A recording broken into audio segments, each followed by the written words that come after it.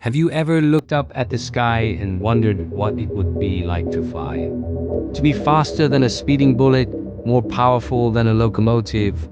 Today we're diving into the origin of the one and only Superman, the Man of Steel, the last son of Krypton. This isn't just a story about superpowers. It's a story about hope, humanity, and finding your place in the world. Our story begins on a distant dying planet called Krypton. Krypton was a world of breathtaking scientific wonders, a utopian society that had reached the peak of its civilization. But its very core was unstable, and a brilliant scientist named Jor-El discovered the planet was doomed to explode. He tried to warn the planet's ruling council, but they refused to listen, blinded by their own arrogance. With time running out, Jor-El and his wife Lara made the most heartbreaking decision a parent can make.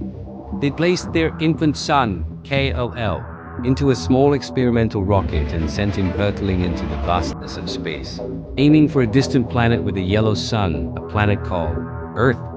Their hope was that their son would not only survive but become a symbol of hope for his new world. As Krypton was consumed by a cataclysmic explosion, the small ship carrying its last survivor journeyed across the cosmos. It eventually crash-landed in a field in a quiet, rural town in America, Smallville, Kansas. The baby was discovered by a kind, childless couple, Jonathan and Martha Kent.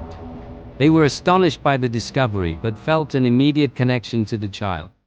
They named him Clark Kent and raised him as their own, instilling in him the strong moral values of honesty, compassion, and humility that would one day define him. Growing up, Clark was different. He soon discovered he wasn't like the other kids.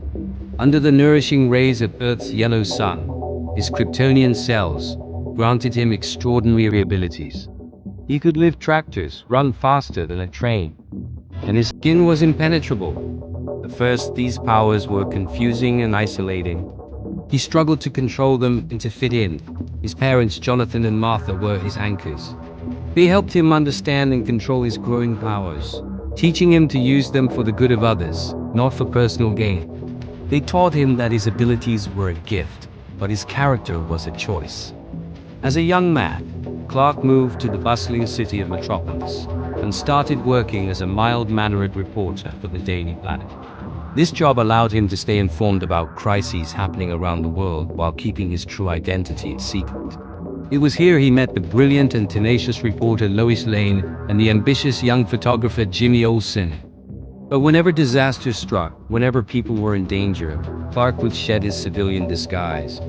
He would don a red and blue suit, inspired by the blankets he was wrapped in as a baby, emblazoned with his family's Kryptonian crest, a symbol that on Earth would come to mean hope.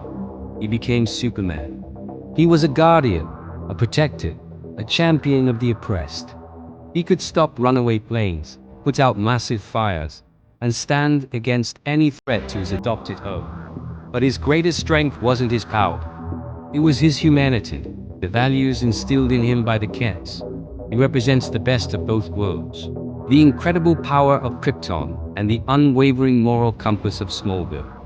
He is the ultimate immigrant story, a being from another world who embraces humanity and dedicates his life to protecting it. He reminds us that anyone, no matter where they come from, can be a force for good.